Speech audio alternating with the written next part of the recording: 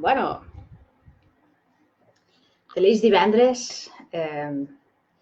Aviam si tinc això ben connectat. Molt bé. De qui vinc a parlar-te avui? Doncs la Sílvia Marc, a través del grup de Facebook Viatge a la Felicitat Conscient. Recorda que això ho pots veure per aquest grup privat de Facebook, que només cal que em demanis entrar, o també ho pots veure per Instagram en directe.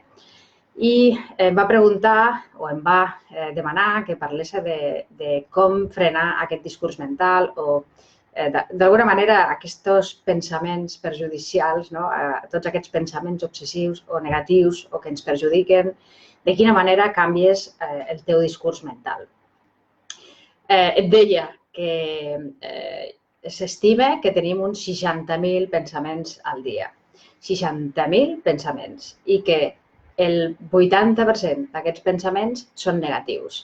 I, a més, el 94% d'aquests pensaments es repeteix un dia rere l'altre, Si t'hi fixes i poses consciència en els teus pensaments habituals, sempre ens solem preocupar per lo mateix, no? És com som un disc ratllat. I segur que t'has adonat que el disc ratllat aquest es fa molt pesat, perquè te n'adones que, ostres, que te quedes com enganxada en la mateixa roda. Llavors, avui el que vull proposar-te és alguns tips perquè transformis aquest pensament negatiu o perjudicial o desagradable o aquests pensaments que et generen emocions i sensacions desagradables, de quina manera els pots transformar en més positius, en pensaments que et pugin l'energia i ja saps que d'allà on t'enfoques o d'allà que penses, d'aquí en sortiran les emocions. Les emocions no són més que resultats. És a dir, una emoció tu no la controles directament. És a dir, es crea, no? L'emoció és un resultat automàtic en funció del que estàs pensant sobre una situació, del que opines sobre una situació, del significat que té, amb què t'estàs enfocant, en funció del teu mapa mental. Per això és tan important saber què t'estan dient les emocions i intentar no carregar-te-les, intentar no suprimir-les, no reprimir-les, que és el que sempre intentem fer, perquè no sabem de quina altra manera fer-ho, però al final el que estem fent és silenciar el missatge que ens està donant l'emoció i no traiem res de positiu. Llavors, si tens emocions desagradables durant el dia, aquestes emocions t'estan parlant de com és el teu discurs durant el dia, en què t'estàs enfocant el teu dia a dia, de quin significat té això que estàs vivint el teu dia a dia.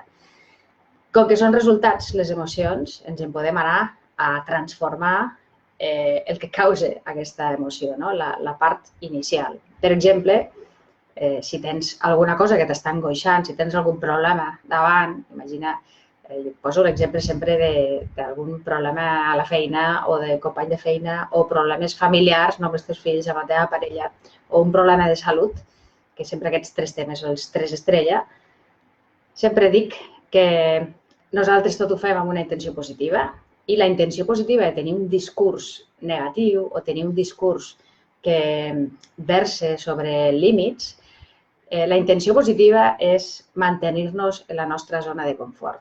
Pensa que tu tens una programació mental en funció de com ha sigut la teva vida, també de la programació dels teus pares, de l'educació que has rebut, de la societat en la que vius, de tots els mitjans d'informació, el que diuen, de les influències de totes les persones que t'han envoltat, de cançons, de la ciutat a la que vius, el barri on vius. Imagina't, som bombardejats per un munt d'influències.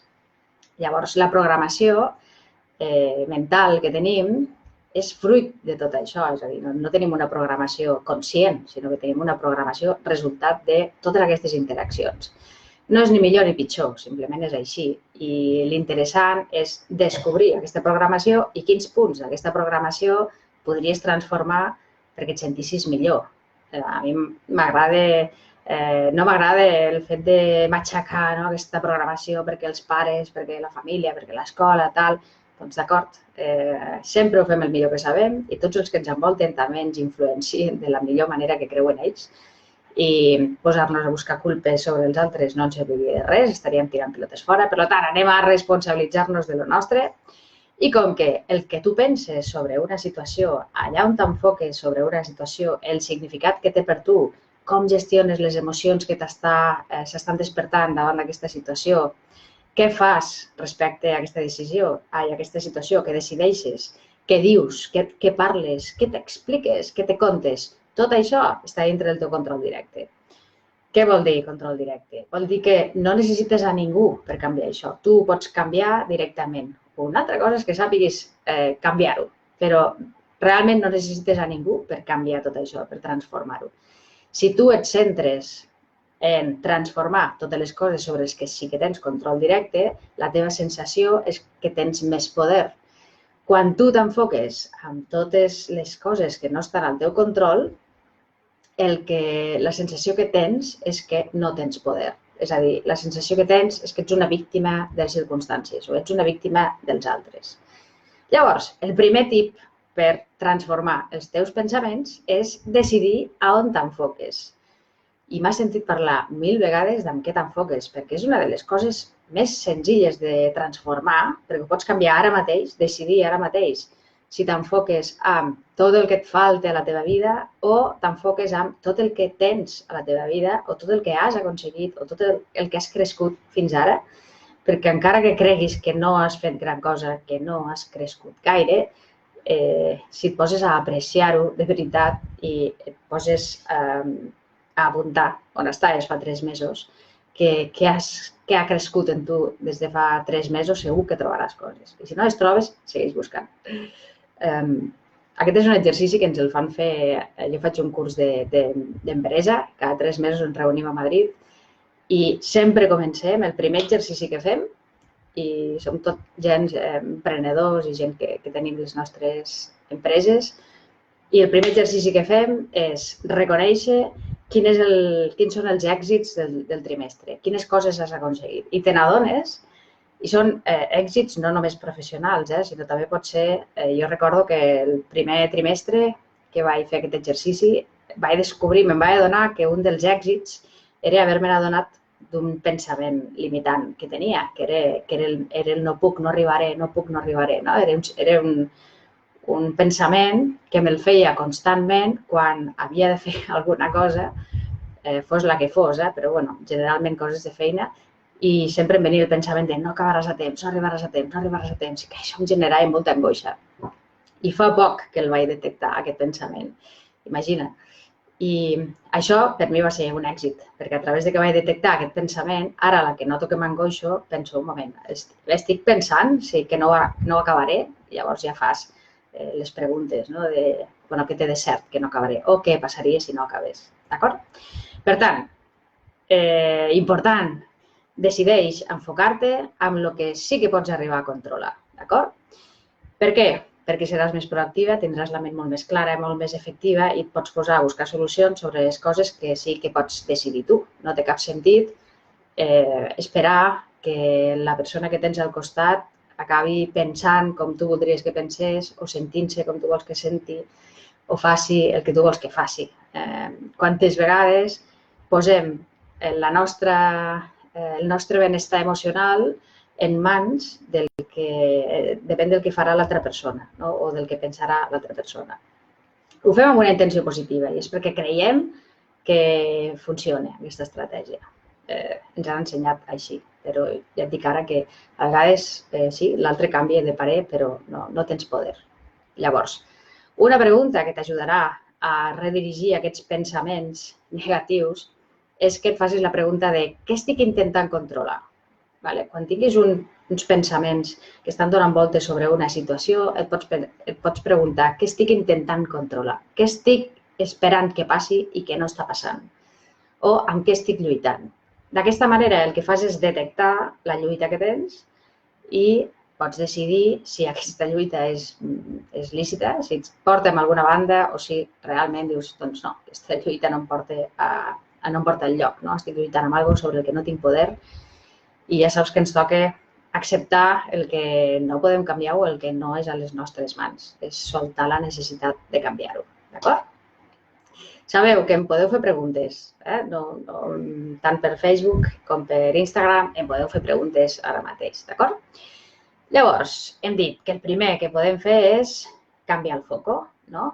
En què ens enfoquem per tenir millors pensaments? Ens enfoquem en coses que sí que podem canviar.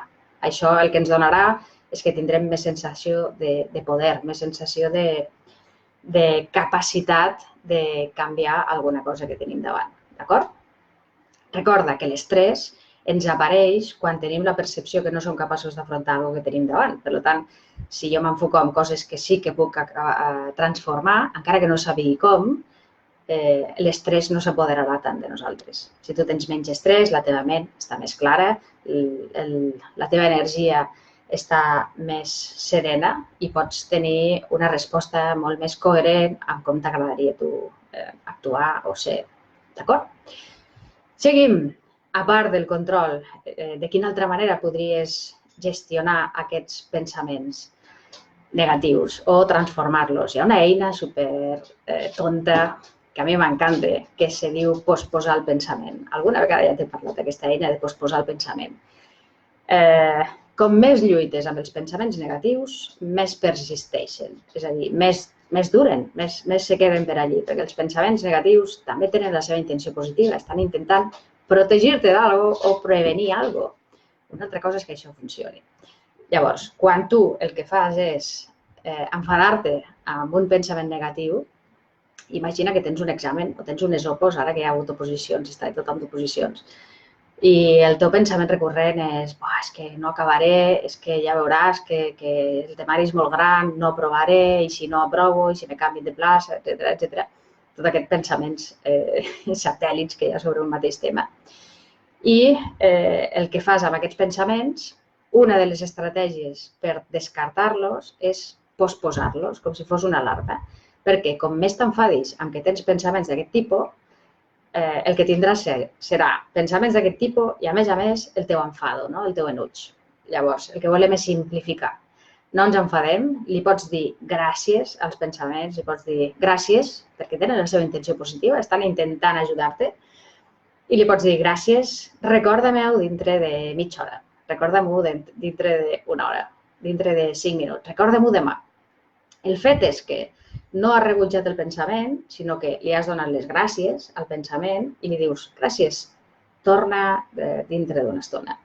El torna dintre d'una estona, com que ell ja ha complert la seva missió, diguem, el que fa és que potser dintre de mitja hora ja aquest pensament ja no apareix. D'acord? Però, i què fas quan el que tens és una muntanya de pensaments? Una muntanya tan gran que dius, no puc posar a descartar pensaments. Hi ha una tècnica.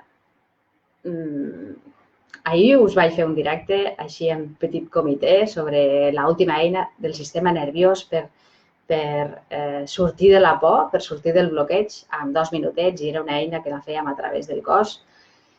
I que si la vols saber, m'envies un correu o omples m'ho comentes i jo t'envio la gravació. I hi ha una altra eina amb la que juguen molt bé aquestes dues eines juntes, perquè aquesta eina tracta d'aprofitar uns punts reflexes que tenim a la front, i són uns punts reflexes que estan relacionats amb la part emocional del nostre cervell. Llavors, el que fem és agafar tots aquests pensaments que ens estan obsessionant, negatius, que estan envaïts per la por, i com que costa molt descartar aquests pensaments amb el pensament, perquè el pensament, quan està segrestat el pensament per l'emoció, per molt que diguis no passa res, segur que em surt bé, he d'estar tranquil·la, m'he de relaxar, no ens funciona. No ens funciona de cap manera, perquè la raó no té gran cosa a fer. Llavors, una altra manera, una altra drecera, una bona estratègia per acallar tots aquests pensaments és utilitzar el cos. Bones, Carme. Narri Mahan diu, podries enviar-me el vídeo d'ahir? L'eina? Sí, envieu-me un privat o un comentari. Si estàs a Facebook, un comentari aquí, i si estàs a Instagram, envia'm un privat, perquè després no me'n recordaré de les persones que m'ho heu demanat. Llavors, Carme, que has fet el curs online d'Habitant en la Calma i que a més has vingut hem fet xerrades al teu centre, un centre fantàstic de Borges, singularment. I aquesta eina l'hem treballat i és una de les eines super senzilles també i sorprenents. I després pots comentar, Carme, què et va semblar aquesta eina. Però m'agradaria que la provessiu. Ja que estem aquí, avui estem unes 15 persones entre Facebook i Instagram, està guai. M'agradaria que agaféssiu un tema que us preocupe, un tema d'aquests que no pares de donar-li voltes, que el tens allí al teu cap i que t'angoixa, que et genera emocions d'angoixa o inquietud o nerviosisme, ansietat, el que sigui. Però agafa algun tema que et preocupi. Segur que ja el teniu, no? Perquè segur li diràs, com a mínim, tinc més d'un de problemes o d'assumptes que em preocupen. Agafa'n un, només en volem un. I el que vull que facis és, el punt reflexe aquest està a la front, d'acord? Està a mig camí entre on comença el cabell i la cella, les celles. Llavors, aquest mig camí és aquí. Noteu aquí dalt a la front hi ha com una muntanyeta, llavors ve una petita depressió, una petita baixada i després torna a pujar. Més o menys és després de... Sí, a mig camí, una miqueta després de la muntanyeta. Llavors, el que has de fer és agafar les gemmes dels dits i col·loques les gemmes dels dits en aquest lloc de la front, a mig camí entre la cella i el cabell. Vale? I ara vull que li donis totes les voltes que li dones a aquest assumpte que et preocupa. Simplement, l'únic que vull és que facis el que sols fer, que és donar-li voltes i pensar en tots els aspectes d'aquest assumpte que et preocupen. I si no m'agafen, si és el tema d'opus, d'algun repte laboral, ostres, i si m'agafen, i si em despedeixen, i si no em surt, i si tal, tots els i sis aquests terribles, agafa'ls i et poses així i simplement les mans en contacte amb aquesta part de la front i dóna-li voltes, dóna-li voltes, dóna-li voltes. Això ho farem un parell de minutets. Però ves donant-li voltes a tots els pensaments que formen part d'aquesta situació. Tot això que et dius, tot això que t'expliques sobre la situació que et genera inquietud. Si no ho estàs fent, fes-ho. És molt curiós, la veritat és que és molt curiós. Molt bé. Poquet a poquet aniràs notant com els pensaments aquests amb els que intentes pensar, que cada vegada et costa més pensar-hi. És molt curiós aquest exercici, ve del Brain Gym. El que estem fent és com desvincular la part emocional dels pensaments. I arriba un moment en què, ostres, vull pensar en això que em preocupa i em costa, se me'n va del cap. És com si els pensaments caiguessin. Diu singularment, apunteu-vos al curs online Habitant en la calma. Està superbé. Gràcies, Carme. Aquí al curs online el que fa és explicar, entre elles, aquesta tècnica que forma part del mapa de la calma, que és de les més senzilles, i, evidentment, com una estratègia per accedir a la calma, des de diferents parts, des del foco, des del control, des de gestionar les emocions, des del sistema nerviós, que és una altra de les parts que toco. Si voleu informació, el mateix, m'envieu un privat i us explico una miqueta com va això. Vale. Com ha anat? Algú de vosaltres em vol comentar si heu notat que aquests pensaments han caigut, s'han evaporat? Algú de vosaltres ha fet l'exercici i em vol comentar què ha notat? O Carme, tu que ja te'l coneixes, aquest exercici, que ja forma part de la teva bateria d'eines per la calma, m'agradaria que comentéssiu què heu notat. Jana diu, sí. És sorprenent, de veritat és sorprenent, perquè sembla mentida que puguis eliminar pensaments obsessius o matxacons només amb un contacte frontal. És al·lucinant. Jo, quan me ve algú a treballar personalment, de forma presencial, jo també tinc una camilla i a vegades treballo corporalment. I quan me ve una persona molt, molt, molt saturada mentalment, que per molt que raonis, per molt que expressi, no hi ha manera que surti del bucle, el que fa és anem a camilla i començo per aquesta tècnica. El que fem és primer, anem a despejar cap. Una vegada despejes el cap, li treus tota aquesta intensitat emocional a la situació que estàs vivint, és molt més senzill gestionar aquests pensaments. Per això sempre dic que és molt més fàcil utilitzar les dreceres que té el cos per autorregular-se, perquè el cos ja té un poder d'autorregulació. No cal que nosaltres ho controlem tot. En realitat el cos ja sap, és més savi que nosaltres, i ja sap el que necessita per equilibrar-se. Llavors, si humilment deixem d'estar al pensament, que creiem que pensant ho solucionem tot, i confiem en la saviesa interior del cos i saps quines dreceres té ell, de seguida et regula, de seguida et torna a puesto. Diu Narri Mahan, cada vez era más difícil poner ese pensamiento en negativo. Empezar frase por si no puedo. Empezar la frase por si no puedo. Vale, este es el punto. El punto es que cada vez te cueste más ese pensamiento negativo. Y es como si tu mente se quedara más floja en cuanto a más liberada o a más, con menos bombardeo de pensamientos, como más clara. Y el tema es que te cueste más pensar en ese pensamiento negativo, que es el que tiene la intensidad emocional, entonces lo puedes sustituir por uno de positivo. O simplemente, como ya no tienes el negativo, vuelves a pensar sobre la situación y ya no la ves tan negra. Y dices, pues ya no era tan complicado como yo creía, ahora lo veo distinto.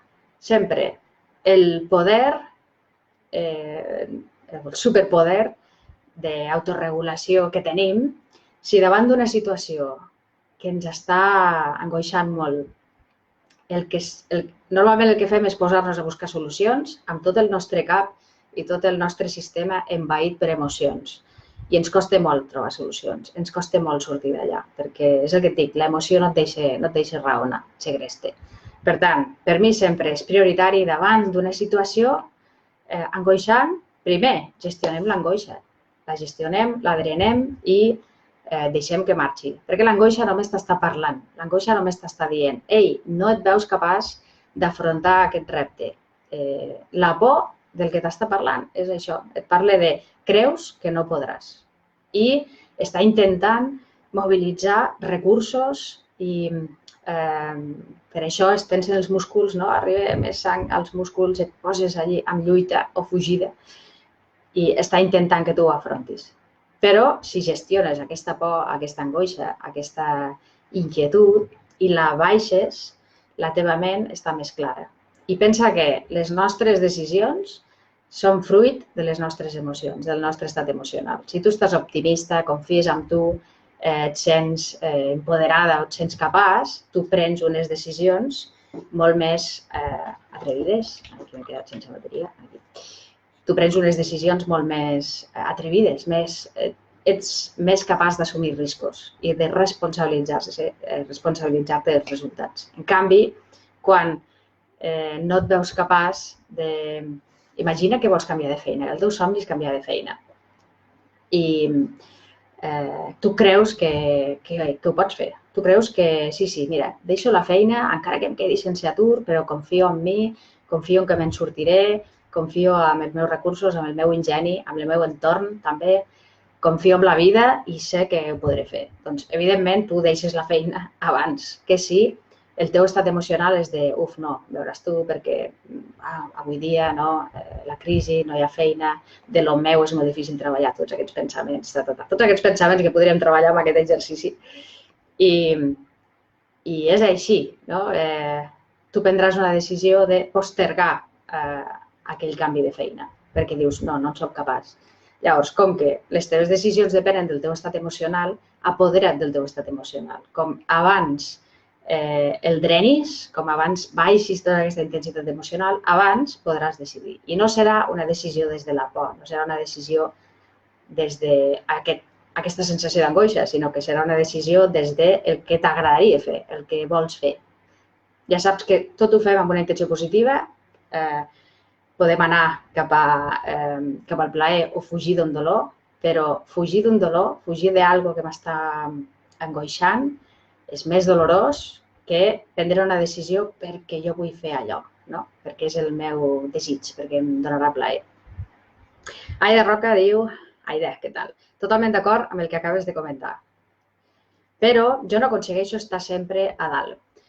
Molt bona aquesta, Aida. M'agrada que ho diguis, perquè una de les coses que ens impedeixen més mantenir un equilibri emocional més o menys estable, ja saps que l'equilibri emocional no és estar en línia recta, sinó és la teva capacitat d'adaptar-te, de tornar al centre.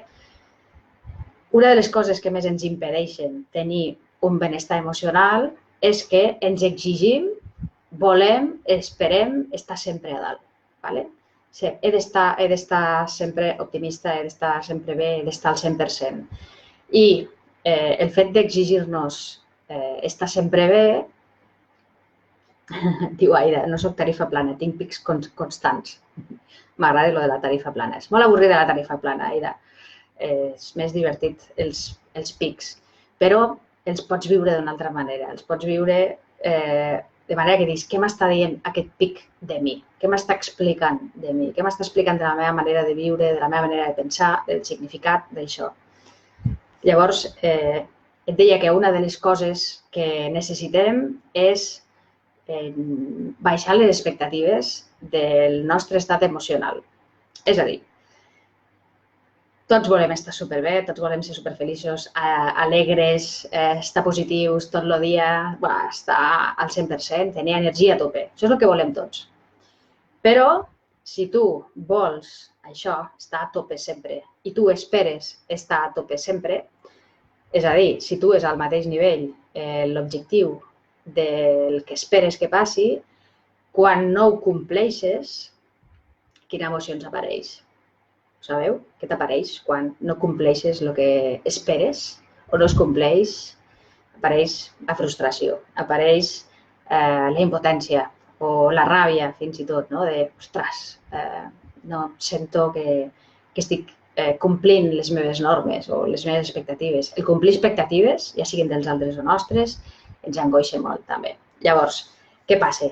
Que si ho posem al mateix nivell, és a dir, jo vull estar a tope, tenir una energia alta, alimentar-me sempre superbé, fer esport, faig totes les coses per estar a tope i resulta que espero que sigui així. Quan jo no ho aconsegueixo, em frustro. Llavors, tinc dos problemes. Un, la frustració, que l'he de gestionar, i l'altre, que no he arribat a mantenir aquest estat. Per tant, baixem expectatives i al baixar expectatives observa que jo estic mantenint al mateix nivell el meu estàndard, el que jo vull. Jo faré el possible per estar el millor, per donar el millor de mi. Però podria ser, i baixar expectatives no vol dir tenir expectatives negatives, de dir no hi arribaré, sinó baixar-les. Podria ser que tingués dies de bajón. Podria ser que no estigui a l'altura que vull estar sempre, o potser fins i tot que no hi arribi a l'altura que a mi m'agradaria estar. Podria ser que no hi arribi mai, fins i tot. Fixa't que només estic dient podria ser. Estic avisant a la meva ment que aquesta possibilitat existeix. I per a què ho faig això? Perquè la meva ment la tingui prevista, aquesta possibilitat. Si la té prevista, ja no s'estressa, perquè la té prevista, la té com a controlada. El que fem és, ens permetem apreciar la situació tal com és, que no estic, doncs avui, resulta que avui no tinc un dia a tope, puc apreciar que avui no tinc un dia a tope, però no m'enfado.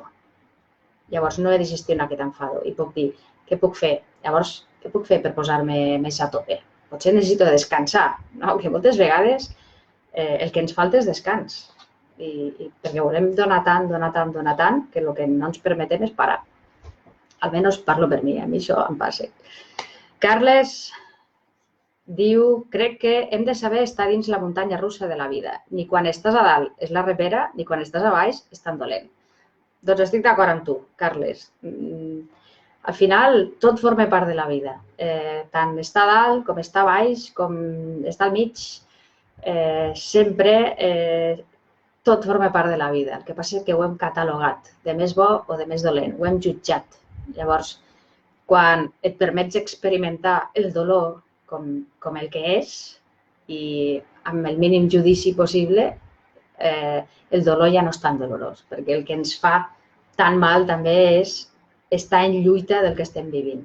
No? Quan estem en un moment bo, ens aferrem a aquell moment bo i no voldríem que s'acabés mai, evidentment, no voldríem que s'acabés mai, i ens aferrem a ell, no? Intentem allí estrujar-lo. I quan estem en un moment dolent, el rebutgem, no el volem viure, no ho vull això, vull passar pàgina, vull avançar, i ens encantaria poder avançar, però no es pot avançar, no es pot passar de llarg. No? Llavors, com més saps viure el que hi ha amb menys judici, amb menys lluita, més ho disfrutes. Fins i tot els moments de bajón, fins i tot els moments, doncs, això, de que tens la malaltia d'un familiar a casa i l'acceptes i deixes de lluitar amb ella per viure-la, doncs és molt diferent a quan estàs amb l'enfado constant i vivint aquella malaltia d'aquest familiar amb tot el teu enfado i tot el teu patiment. És molt dolorós. I ho dic per experiència. Per mi, quan el meu pare va tenir càncer, que va acabar morint, per mi el canvi de xip més bèstia que vaig tenir va ser passar de deixar d'estar enfadada a intentar que es curés, cura't, tal, perquè has de fer això, perquè has de fer allò. Jo recordo que, clar, jo, terapeuta, tenia la meva autopressió de que l'havia de salvar, no? Imagina't. I, clar, és que com, pare, és que hauries de fer això, és que hauries de menjar això, altre, és que hauries de tal. I jo, vinga, allí, pressionar-lo, pobre home. I, en realitat, era una necessitat meva de que no es morís, no? de que fes coses per no morir-se. I ell havia decidit rendir-se. I era totalment lícit. En realitat era la seva vida. Jo no, què puc fer jo, no? I en el moment en què vaig acceptar això, i acceptar vol dir deixar de lluitar, i vaig dir, d'acord, ell ha decidit això, és la seva vida, jo vaig a gestionar aquestes emocions de no vull que es mori, etc., tota aquesta muntanya d'emocions. A partir de llavors, vaig disfrutar els últims dies que li quedaven, les últimes setmanes. Era molt més... Ho vaig viure com una experiència única, fins i tot. Fins a la seva mort, fins i tot. Ho vaig viure com, ostres, doncs, pot ser agradable viure, fixa't, la degeneració del teu pare i la seva mort. Pot ser fins i tot agradable. Que per mi era inconcebible que això pogués passar. Per això et dic que com menys lluitem contra el que tenim davant, menys patim. Perquè el que ens fa patir molt és la lluita. És això no vull que sigui així. Vull que sigui com jo vull que sigui. No? Molt bé. Doncs alguna pregunta més? Us ha agradat aquesta eina dels punts positius? Punts positius o punts antiestrès, es diu aquesta eina. Us ha agradat? La fareu servir, sisplau? La fareu servir? Això és el que vull, que les feu servir i que em comenteu. Ja sabeu que em podeu proposar algun tema. El tema de què parlo avui de com transformar aquest diàleg mental me'l va proposar una de vosaltres, la Sílvia, i em podeu proposar el tema que vulgueu. Si sé d'aquest tema, us parlaré d'aquest tema. Si no sé d'aquest tema, no us en parlaré o convidaré a algú perquè em parli. De fet, la setmana que ve faré una entrevista amb un company que fa alimentació, que fa... Ostres, com es diu ara? Bueno, alimentació i vida sana i esport, i el vaig convidar, no crec que s'emeti la setmana que ve, perquè la setmana que ve gravarem l'entrevista, potser la següent, però el vaig convidar perquè parlés una mica de l'alimentació i de com suplim amb les emocions, no? O com intentem gestionar les emocions a través de menjar dolç o de menjar processats o de menjar malament, no? De menjar industrial, i volia convidar algú que sapigués més d'aquest tema que jo, i ell vindrà a explicar-nos-ho, que segur que és superinteressant. D'acord? Llavors, us poso deures aquesta setmana que torna a mirar aquest vídeo, aquest el pujaré a YouTube, segur. El tens a Viatge a la Felicitat Conscient de Facebook, aquí tens tots els directes que faig cada divendres, aquí a Instagram es queda 24 hores, i et poso de deures, o et proposo de deures, que tornis a veure el vídeo, t'apuntis els tips, detectis què estàs intentant controlar a la teva vida, què està passant, què t'està neguitejant, i facis l'exercici aquest dels punts positius a veure què passa. I m'agradaria que em comentessis o m'envies un correu o m'envies un privat o me fas un comentari on vulguis i m'expliques com ha anat aquest exercici, d'acord? Encara que em diguis, Glòria, doncs jo estic exactament igual. Jo no ha canviat res. He fet el que tu m'has dit i no m'ha servit de res, d'acord? Encara que sigui dir-me això, a mi també em va bé, perquè és la meva manera d'aprendre i de potser descobrir altres eines o de dir, doncs mira, potser de trobar una nova eina perquè no a tothom li funciona això, d'acord? Així que, res més. Aida, encantada de tornar-te a veure per aquí. Veig bastanta gent que conec per aquí, veig el Miquel també. I ens veiem el divendres vinent, d'acord? I proposa'm algun tema del que vols que et parli. Vale? Fes les pràctiques i, bueno, i el que fem és... Ui, que pensa que se me n'havia anat això. I el que fem és veure'ns la setmana vinent amb un altre directe. Ja saps que la calma és un hàbit i s'entrena, així que entrena la calma. Vale? Vinga, doncs, fins la setmana vinent. Ciao, ciao.